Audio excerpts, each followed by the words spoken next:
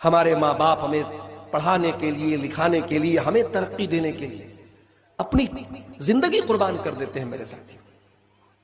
جب ہم ترقی پر پہنچ جائیں تو کبھی اپنے ماں باپ کو نہ بھولے میرے بھائی۔ اس لائق بنو کہ جب دعا کے لیے ہاتھ اٹھاؤ تو زبان پر یہ دعا ضرور آئے، رب ارحمہما کما ربیانی صغیرا، پروردگار میرے ماں باپ پر رحم فرما جس طریقے سے بچپن میں انہوں نے مجھے پالا ہے۔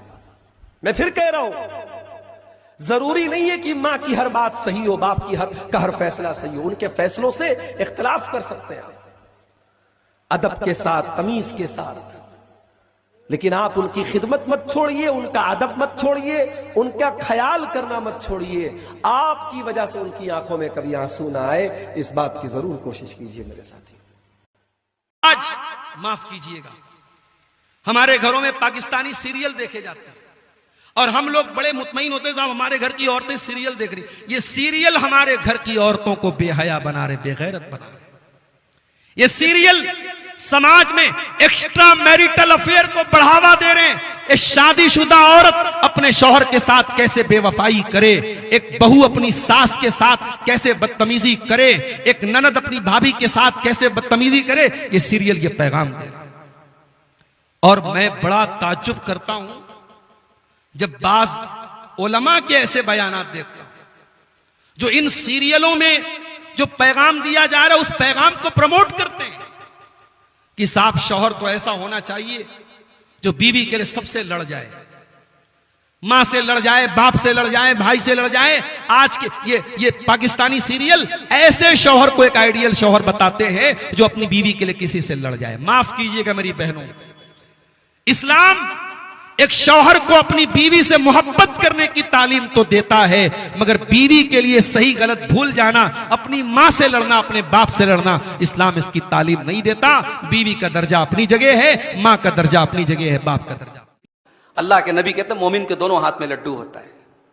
اللہ کے نبی فرماتے ہیں، صحیح مسلم کی روایت ہے کہ دنیا میں اگر کوئی ایسا انسان ہے جو ہر حال میں خوش رہتا ہے تو وہ مومن ہے۔ آپ یہ احساس کریں گے کہ میری بیماری میرے گناہوں کو مٹا رہی ہے، گھر میں آنے والی مصیبتیں میرے گناہوں کا کفارہ بن رہی ہیں، یہ احساس جب آپ کو ہوگا نا، آٹومیٹک آپ کا دکھ کم ہو جائے گا آپ کی طرف۔ اللہ کے نبی فرماتے ہیں، بخاری اور مسلم کے الفاظ ہیں، ما یصیب المسلم من نصب ولا وصب ولا ہم ولا حزن ولا اذن ولا غم، مسلمان کو جو بھی تکلیف پہنچتی ہے، اس کے دل کو جو بھی چوٹ پہنچتی ہے، حتی الشوکۃ یشاقھا، یہاں تک کہ مسلمان کو ایک کانٹا بھی چبھتا ہے، الا کفر اللہ بہا خطایاہ، اللہ تعالیٰ اس مصیبت کو اس کے گناہوں کا کفارہ بنا دیتا ہے، اس کے گناہ مٹائے جاتے ہیں، اس کے نام اعمال میں سے کچھ نہ کچھ گناہ کم ہوتے ہیں۔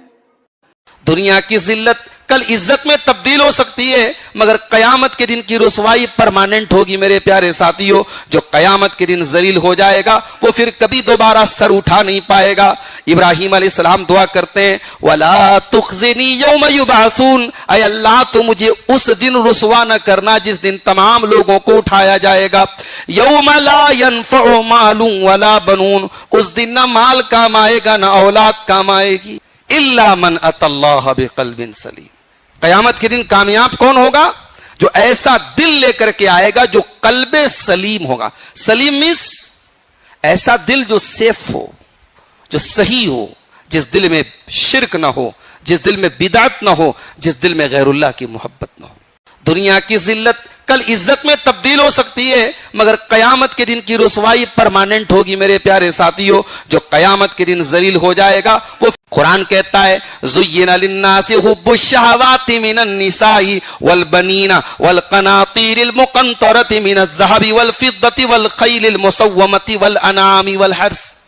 او لوگو، تمہارے دل میں ہم نے محبت ڈال دی عورت کی محبت، تمہارے دل میں ہم نے ڈال دی بچوں کی محبت، تمہارے دل میں ہم نے ڈال دی سونے چاندی کی محبت، تمہارے دل میں ہم نے ڈال دی سواری کی محبت، تمہارے دلوں میں ہم نے ڈال دی کھیتی باڑی کی محبت، چوپائے کی محبت۔